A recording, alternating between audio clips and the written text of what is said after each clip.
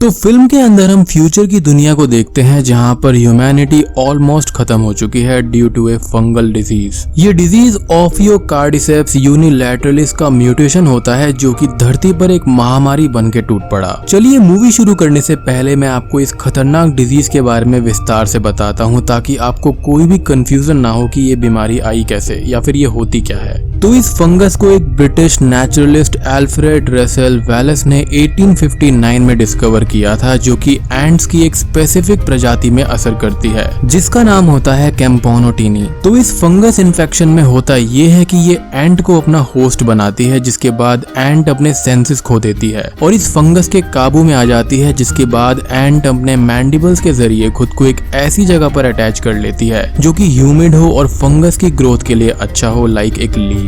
Mandibles को आसान भाषा में कहूँ तो एंट का जो माउथ होता है उसको आप कह सकते हो। अब एंट खुद को इस लीफ से ही अटैच कर लेती है जिसके बाद इवेंचुअली एंट की मौत हो जाती है जिसका टाइम पीरियड होता है 4 से 10 दिन का। अब इस बीच में एक रिप्रोडक्टिव स्टेज भी आती है जहाँ पर कुछ फ्रूटिंग काइंड ऑफ बॉडीज एंट के सर से निकल जाती है जिसके चलते फंगस के जो पोर्स होते हैं वो रिलीज होने लगते हैं एनवायरनमेंट में। और जब भी कोई एंट्स कॉलोनी उसके कांटेक्ट में आती है तो फिर से ये प्रोसेस शुरू हो जाता है। तो एंट कॉलोनी के लिए तो ये फंगस बहुत ही ज्यादा खतरनाक है। बेसिकली यहाँ पर ये फंगस एंट की बॉडी पर टेक ओवर कर लेती है जिसके चलते वो ज़ॉम्बी एंट्स बन जाती हैं। तो आई होप आपको डिजीज के बारे में थोड़ा सा समझ आया होगा। इस फिल्म के अंदर इस डिजीज का एक म्यूटेटेड वर्जन फैल चुका था जिसके चलते धरती पर ह्यूमैनिटी खत्म होने के कगार पर थी। अब इसके चलते इंसान इन्हीं एंट्स की तरह ज़ॉम्बीज में तब्दील हो गए थे जो कि दिमाग से पैदल थे, आक्रामक थे और इंसानों की खुशबू लेते ही उनको मारने के लिए दौड़ने लगते थे। एंड ऑब्वियसली उनको इंसानी फ्लैश बहुत ही ज्यादा पसंद था। इंसानों ने इनको हंगरीज बुलाना शुरू कर दिया था। लेकिन ह्यूमन काइंड की एक होप थी जो कि इन हंगरीज के सेकंड जनरेशन थे जो कि एक ग्रुप ऑफ हाइब्रिड बच्चे थे जो कि ह्यूमंस के कांटेक्ट में आने के बाद फ्लैश के लिए क्रेव तो किया करते थे लेकिन उनके अंदर सोचने समझने की शक्ति थी बिल्कुल इंसानों जैसे, बल्कि उनसे काफी बेटर। उनको खाने के लिए कीड़े मकोड़े दिए जाते थे जिनसे वो सेटिस्फाइड रहा करते थे। इन बच्चों को एक स्कूल में रखा जा रहा था जो कि एक आर्मी बेस में ही था जहां पर डॉक्टर कैरोलाइन कॉल्डवेल इन पर एक्सपेरिमेंट किया करती थी।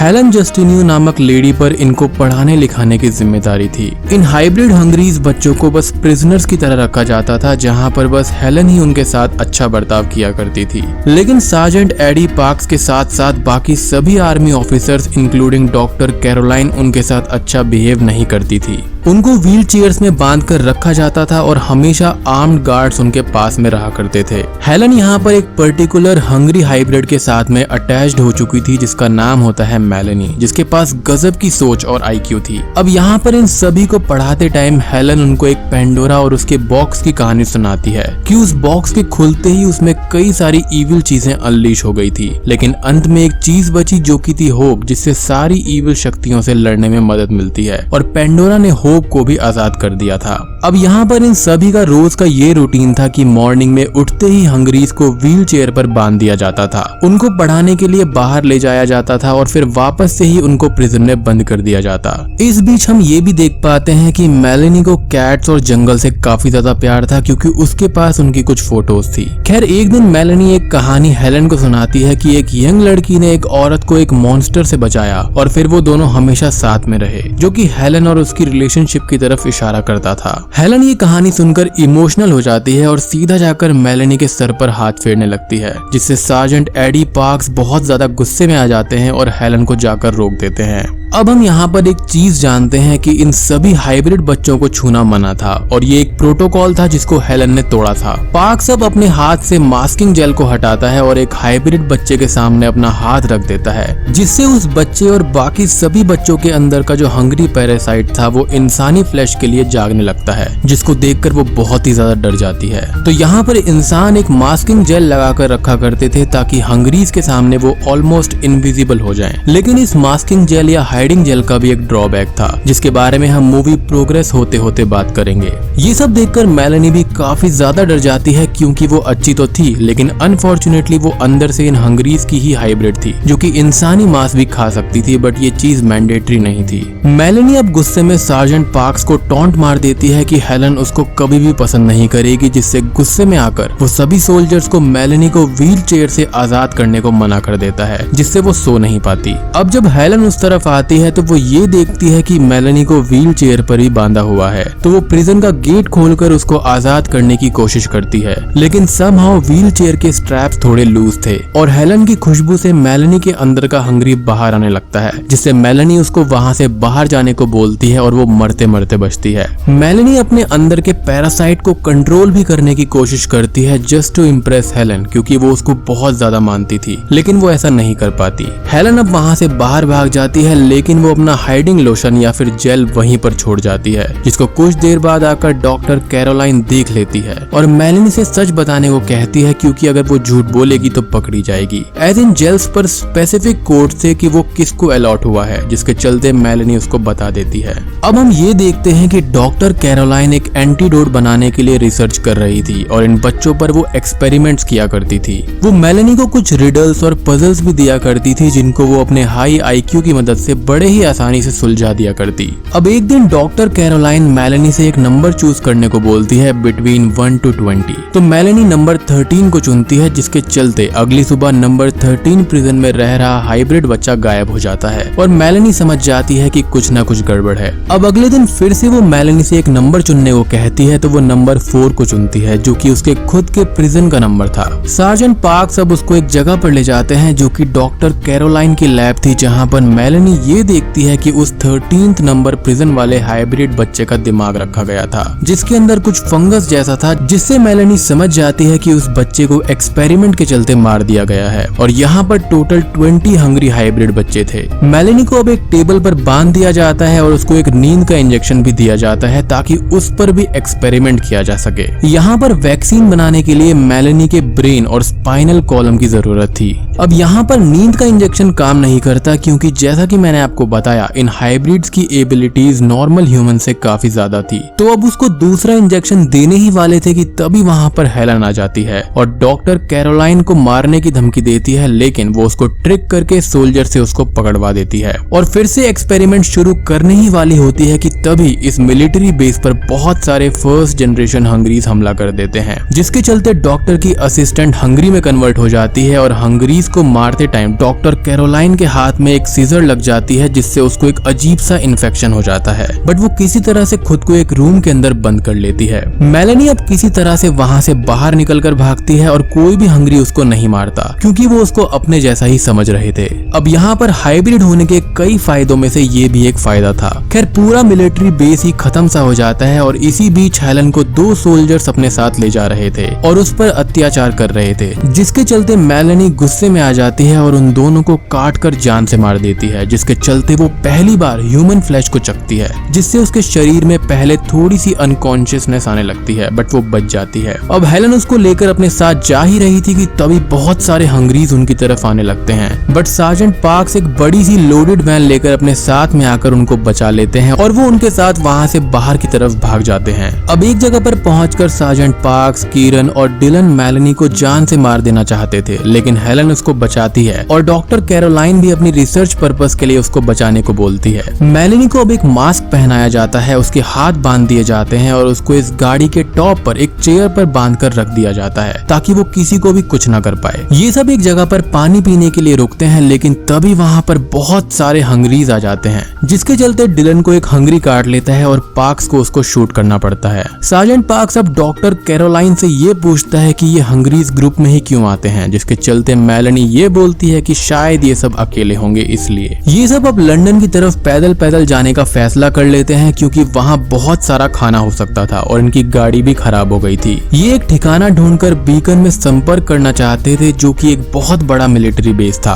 लंदन पहुंचकर ये सब ये देखते हैं कि वहाँ पर तो बहुत सारे हंगरीज इनएक्टिव स्टेट में खड़े हुए हैं, क्योंकि वहाँ पर कोई भी ह्यूमन नहीं था और बिना ह्यूमंस की प्रेजेंस के ये सब इनएक्टिव हो जाते हैं। ये सब इनविजिबल जेल लगाकर उनके बीच से जाने की कोशिश करते हैं, क्योंकि उस जेल से ये ऑलमोस्ट ऑलमोस्ट इनविजिबल हो सकते थे। तो ये सब उनके बीच से होते हुए एक बिल्डिंग के अंदर चले जाते हैं, जिस बीच उनको कई सारे हंगरीज को भी मारना पड़ता है। अब अंदर पहुंचकर मेलेनी डॉक्टर से अपने बारे में पूछती है तो वो ये बताती है कि ये सब प्रेग्नेंट लेडीज के अंदर से बाहर आए थे, यानी कि जब कुछ लेडीज प्रेग्नेंट थी तो उनके अंदर जो फंगस का असर हुआ था, जिसके चलते एम्ब्रियो पर भी फर्क पड़ा और ये हाइब्रिड्स अपनी माँ के अंदर के सारे ऑर्गन्स खाकर बाहर आ गए थे, जिसके चलते इनके अंदर ह्यूमंस और हंगरीज दोनों के फीचर्स हैं, लेकिन ज्यादा पावरफुल मात्रा में, like higher speed, power and intelligence. अब यहाँ पर हेलन को इस बिल्डिंग में एक हंगरी मिलता है जो कि भूख के कारण से खुद का ही हाथ खा रहा था, जिसको वो मार देती है और इस बिल्डिंग को सोने के लिए सेफ बना देती है, मीनिंग कि हंगरीज भूख लगने पर खुद को भी खा सकते हैं। खैर हेलन अब मेलेनी के पास जाती है और उसको कुछ नए कपड़े देती है, जिनको देखकर वो बहुत ही ज्यादा खुश हो जाती है, बट वो उसके लिए कुछ खाने के लिए नहीं ला पाई थी, जिसके चलते वो उससे माफी मांगती है, बट वो उसको ये भरोसा दिलाती है कि कल वो उसके लिए कुछ न कुछ जरूर खाने को लाएगी। तो सो फार हम ये जान पाए हैं कि फर्स्ट जनरेशन जो हंगरीज होते हैं उनके अंदर ये पैरासाइट एंटर करते ही उनके दिमाग पर काबू कर लेता है और उनको पागल बना देता है, जिससे वो सेंस खो देते हैं और फ्लैश ईटिंग माइंडलेस क्रीचर्स बन जाते हैं।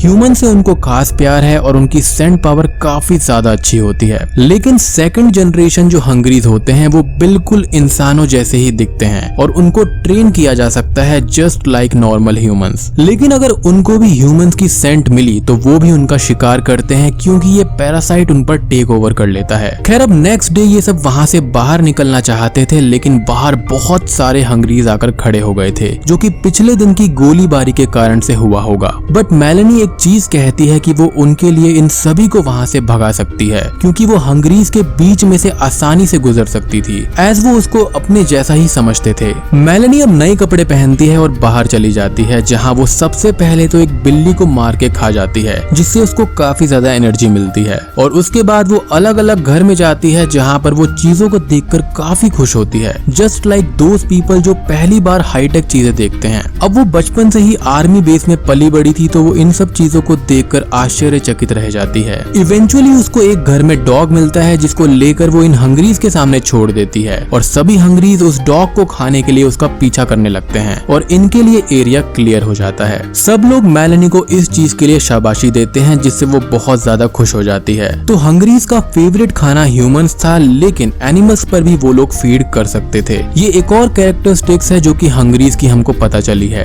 अब ये सब उस जगह से बाहर निकल जाते हैं और वो एक कैट के पोस्टर के सामने आते हैं, जिसको मेलेनी देखने लगती है, जिससे हेलन उसको ये पूछती है कि क्या उसको एक कैट चाहिए, जिस पर वो ये बोलती है कि वो ऑलरेडी एक खा चुकी है। हेलन तो एज अ पेट की बात कर रही थी, बट मेलेनी का तो स्वैग ही अलग था। अब जैसे जैसे ये सब लंदन के अंदर आगे बढ़ते हैं तो उनको एक ऐसी जगह मिलती है जहाँ पर कई सारे इन्फेक्टेड लोग यानी कि हंगरीज डीकम्पोज हो चुके थे और एक काइंड ऑफ फंगस उनके अंदर से ग्रो हो गई थी, जिसने एक टावर को अच्छे से कवर कर लिया था। अब इशू ये था कि इसके अंदर कुछ पॉट्स थे, मीनिंग काइंड ऑफ फ्रूट्स, जिनके अंदर स्पोर्स थे, और अगर ये फट गए तो बची कुची इंसानियत भी आसानी से खत्म हो जाएगी, क्योंकि फिर ये इन्फेक्शन बस काटने तक सीमित नहीं रहेगा, बल्कि वो हवा में भी फैल जाएगा, जिससे बचना ऑलमोस्ट नामुमकिन होगा। बट डॉक्टर कैरोलाइन का ये कहना था कि ये नॉर्मली नहीं फट सकते, लेकिन जैसे ही गर्मी या फिर ह्यूमिडिटी होगी तो ये एकदम से फूट जाएंगे। खैर अब उनको एक solar powered military mobile lab मिलती है, जो कि अभी भी काम कर रही थी, जिसका क्रू गायब था, मीनिंग वो भी हंगरीज में तब्दील हो चुके थे। यहाँ हमको ये भी पता चलता है कि कैरोलाइन के हाथ में जो कट लगा था उससे उसको ब्लड पॉइजनिंग हो गई थी, जिससे वो जल्दी ही मर जाएगी। केरन अब बाहर खाने की तलाश में निकल जाता है और मेलेनी को भी भूख लगने लगती है, जिसके चलते वो भी बाहर भाग जाती है, बिकॉज उसको डर था कि वो इन सभी को खा जाएगी। खैर मेलेनी अपनी भूख को एक पक्षी को खाकर मिटाती है और फिर उसको एक ग्रुप ऑफ सेकंड जनरेशन हंगरीज दिखाई देते हैं, लेकिन वो जंगली थे क्योंकि उनको कोई भी ट्रेनिंग नहीं मिली थी। मेलेनी अब भागकर मोबाइल लैब में आती है और सबको ये बताती है कि केरन की जान खतरे में है, बट वो सब ये कहते हैं कि उसने तो मास्किंग जेल लगाया हुआ है, तो उसको हंगरीज कैसे पहचान सकते हैं। और तब जाकर एक और बात हमको पता चलती है कि हाइब्रिड हंगरीज ने इस जेल को भी डिफरेंशिएट करना सीख लिया था, क्योंकि पहले जो इस सोलार बेस में रह रहे थे उनकी वजह से ये सब पहचान गए थे कि मास्किंग जेल की स्मेल कैसी होती है। मेलेनी का ये कहना था कि वो भी इस जेल को पहचान जाती है और ये लगाने से और ज्यादा कंफर्म हो जाता है कि हाँ ये ह्यूमंस ही हैं, और अगर वो जल्दी से ही केरन के पास में नहीं पहुंचे तो वो मारा जाएगा। अब इसी बातचीत के बीच में रेडियो के जरिए बीकन से कांटेक्ट होने लगता है, लेकिन वो ये बताते हैं कि यहाँ पर पर भी हंगरीज का हमला हुआ है और वो भी जल्दी ही खत्म हो जाएंगे। और बस तभी सिग्नल्स टूट जाते हैं जिससे ये साफ हो जाता है कि अब बीकन भी सेफ नहीं है।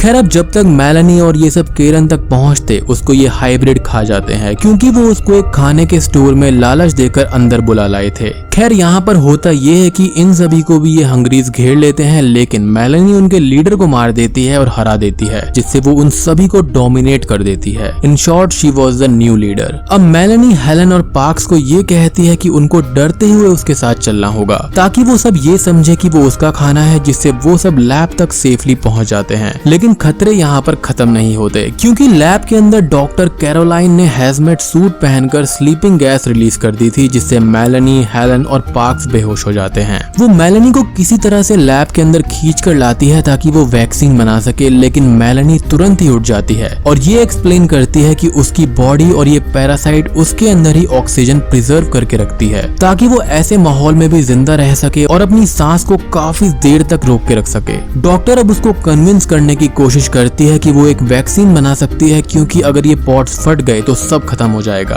और वैक्सीन से हेलन और बाकी सब बच जाएंगे, जिसके लिए वो रेडी हो जाती है। मतलब वो हेलन से इतना ज्यादा प्यार करती थी कि वो खुद को भी सैक्रिफाइस करने को रेडी थी। पर वो बस डॉक्टर से एक सवाल करती है कि क्या ये सेकंड जनरेशन यानी कि वो खुद बस इंसानों की मिमिक्री कर रहे हैं या फिर वो वाकई में जिंदा हैं। तो वहाँ पर ये डॉक्टर कंफ्यूज हो जाती है और सच बताती है कि हाँ वो जिंदा हैं, ना कि वो बस मिमिक्री करते हैं। क्योंकि पहले यहाँ पर डॉक्टर का ये मानना था कि सेकंड जनरेशन बस मिमिक्री करते हैं ह्यूमंस की, जिससे मेलानी ये कहती है कि फिर इंसानों के लिए वो खुद की कुर्बानी क्यों देगी। वो कैरोलाइन को धमकी देती है कि अगर वो उसके पास आई तो वो उसको काट लेगी। अब मेलानी उसी फंगस टावर के पास जाती है और उसमें आग लगा देती है, जिससे पूरे के पूरे पॉट्स फटने लगते हैं और ये डिजीज हवा में फैल जाती है। कैरोलाइन उसका पीछा भी करती है, लेकिन हंगरीज बच्चे आकर उसको मार देते हैं। मेलानी अब जब वापस जा रही होती है तो उसको सार्जेंट पार्क्स मिलता है जो कि उसी को ढूंढने के लिए आ रहा होता है, जिसको सांस लेने में दिक्कत होने लगती है। और मेलानी को बहुत ज्यादा दुख होता है क्योंकि वो उसको और हेलन को एक सेफ जगह पर बंद करके आई थी।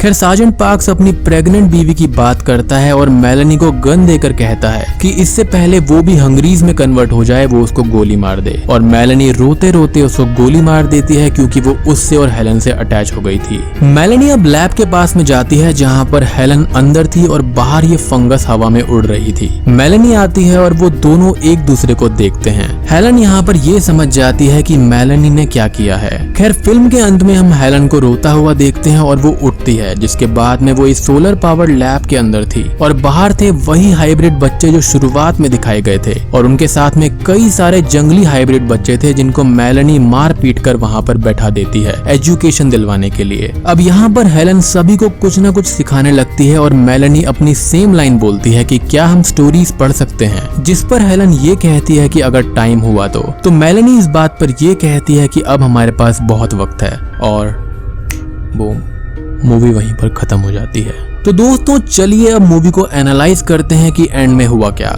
आई गेस आप सभी को बहुत बुरा लगा होगा कि मेलानी ने ऐसा क्यों किया, वो सेल्फिश क्यों बन गई। तो इसका एक बहुत ही सॉलिड रीजन है और वही हम डिस्कस करेंगे। ये जो एंडिंग है वो मेरे हिसाब से होपफुल थी क्योंकि अंत में मेलानी ने डॉक्टर की बातों को क्विक एनालाइज किया कि उसकी लाइफ अगर सेक्रीफाइस होती है तो वैक्सीन बनेगी जिससे ह्यूमंस ठीक हो जाएंगे। लेकिन मेलानी ने कुछ चीजें ऑब्जर्व की थी। बीगन बेस खत्म हो चुका था जहाँ पर लास्ट ह्यूमंस होने की आशंका थी।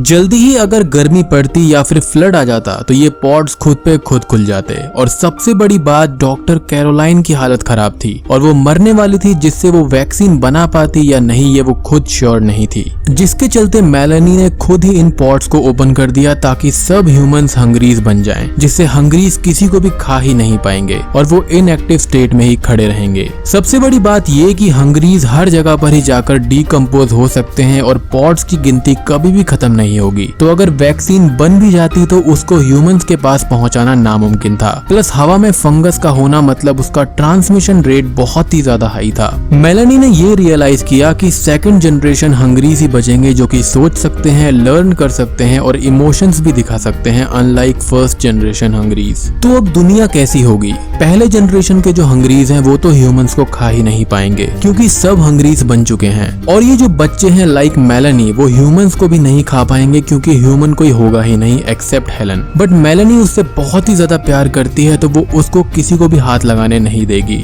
इन सभी बच्चों को मेलेनी ढूंढ कर हेलन के पास लाएगी एज अ लीडर, और यहाँ पर हेलन टीचर का रोल निभाएगी जिनके द्वारा एजुकेट किया जाएगा इन बच्चों को, जैसा कि हमने मूवी के अंत में देखा था। ये बच्चे बिल्कुल ह्यूमंस की तरह ही बड़े होंगे, लेकिन अब कोई भी वेजिटेरियन नहीं होगा क्योंकि ये वर्म्स, कैट, डॉग, बर्ड्स खाकर ही खुद को जिंदा रखेंगे। मूवी के अंदर एक बात हुई थी कि ये हाइब्रिड बच्चे अपनी माँ की कोख से बाहर आए थे, बट उनके अंदर के सारे ऑर्गन्स इन्होंने खा लिए थे। तो अब जब थर्ड जनरेशन बच्चे होंगे तो वो ऐसा नहीं करेंगे क्योंकि उनके अंदर पैरासाइट कम बल्कि ह्यूमंस का ज्यादा बिहेवियर होगा। और ये भी हो सकता है कि जब फर्स्ट जनरेशन प्रेग्नेंट मदर्स को काटा गया होगा इन हंगरीज के द्वारा, तो वो पता नहीं लेबर पेन में जा सकती थी या फिर नहीं। तो हो सकता है कि बच्चे के पास पेट खाकर बाहर आने के अलावा कोई रास्ता था ही नहीं, क्योंकि हमको सारी पॉसिबिलिटीज लेकर चलनी होंगी। सो एट द एंड ह्यूमंस तो जिंदा रहेंगे, लेकिन ये पैरासाइट हमेशा ह्यूमन से अटैच्ड रहेगा। अब जो हाइब्रिड्स आगे आते जाएंगे वो ह्यूमंस की काफी सारी ट्रेट्स को रखेंगे, लेकिन उन सभी को मीट पर ही सरवाइव करना होगा। नो मोर वेजिटेरियंस। और हाइब्रिड्स की हियरिंग, ब्रीदिंग, माइंड और बाकी क्षमताएं ह्यूमन से बहुत ही ज्यादा आगे होंगी।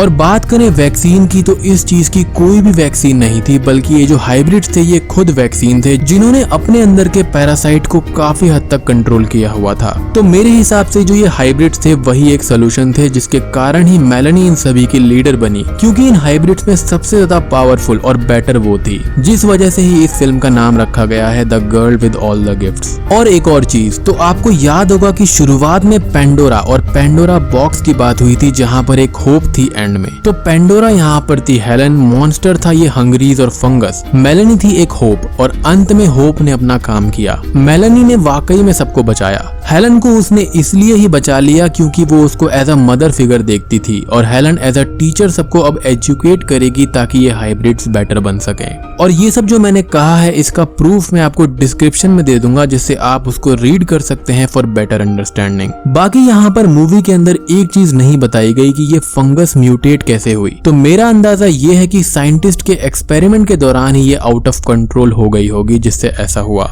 बट ये काइंड ऑफ ड्रॉबैक भी था, तो ये चीज अगर बताई जाती तो थोड़ा और हाई रेटिंग इस फिल्म की हो सकती थी। मुझे पर्सनली मूवी बहुत ही ज्यादा पसंद आई, और ये टिपिकल ज़ॉम्बी मूवीज से काफी अलग थी। इसके अंदर एक रियल चीज और डिजीज का कंसेप्ट था। इसकी हाई रेटिंग इसी वजह से है। उम्मीद करता हूँ कि आपको वीडियो पसंद आई होगी। पसंद आई है तो जल्दी से इस वीडियो को ढेर सारे लाइक्स कर दो और सब्सक्राइब करो यार। अब